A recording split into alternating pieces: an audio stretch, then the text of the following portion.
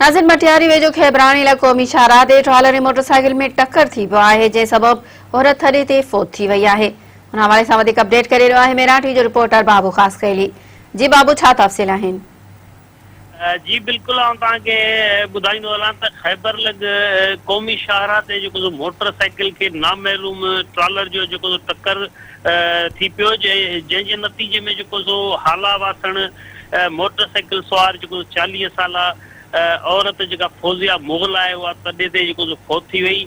ऐं जॾहिं त जेको मोटरसाइकिल हलाईंदड़ संदसि पुटु शीराज़ मुग़ल पिणु जेको ज़ख़्मी थी वियो, जिन खे जेको फौरी तौर ते तहलका हॉस्पिटल मटियारी जेको पहुचायो वियो आहे।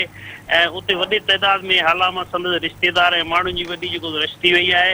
ऐं हिन खां अलावा तव्हांखे इहो ॿुधाईंदो हलां त जेको ट्रॉलर जेको ड्राइवर उहो ट्रॉलर समेत जेको फरार थी वियो आहे। जी बाबू, अमां जी महिरबानी।